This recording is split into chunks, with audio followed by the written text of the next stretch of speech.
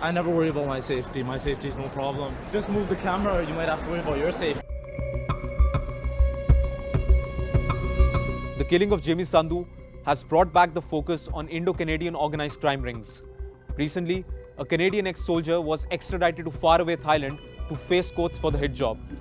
Thailand has a death penalty, but even that did not prevent gang rivalries to play out in its shores. Indo-Canadian gangs are nothing new, but in recent times, Canada has witnessed the surge in gang-related crimes. In this episode of Dark World, we investigate the Indo-Canadian organised crime.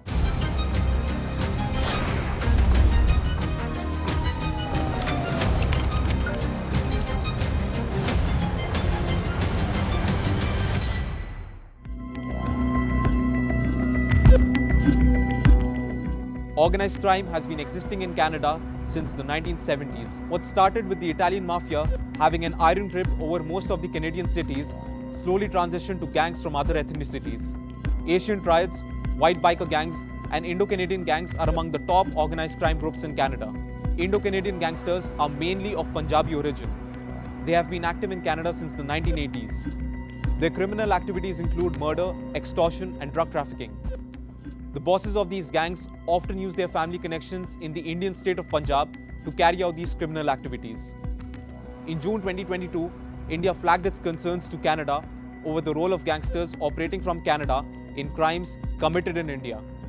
This comes after Indian politician and rapper Sidhu Moosewala was gunned down a month earlier. Canada-based gangster Goldie Brar was involved in Moosewala's murder. Goldie claimed responsibility for the rapper's murder on behalf of the Lawrence Bishnoi gang.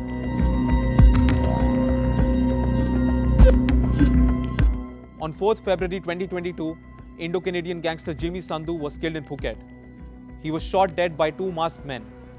In May this year, former Canadian soldier Matthew Duper was extradited to Thailand in connection with the killing. Jean Lacamp, the second man involved in Sandhu's murder, died in a plane crash. Jimi Sandhu was the founder of the Sandhu Sidhu group. He moved from Punjab to Abbotsford at the age of 7, but never got Canadian citizenship. In 2014, he was charged with the murder of a rival gang member. And at the time of his death, Sandhu was wanted in India for drug trafficking. I never worry about my safety. My safety is no problem. And what about the shootings last night? Just move the camera, you might have to worry about your safety. Hey, get that. The man you see on your screen was Johal, a notorious Indo-Canadian gangster from British Columbia who was shot dead in 1998. Johal, a self-confessed drug trafficker, was known for his blatant disregard for authority. And Johal's notorious behavior can be dated back to his childhood when he once brutally assaulted his vice principal and was convicted of possessing a dangerous weapon. He began his criminal life by joining a Hispanic gang, Los Diablos, which was later renamed the Punjabi Mafia. Johal was behind the murders of the Dosanjh brothers in 1994. Johal worked as a hitman for the brothers, but would later betray and kill them. He has been blamed for recruiting a large number of Sikh Punjabi youth to gangs.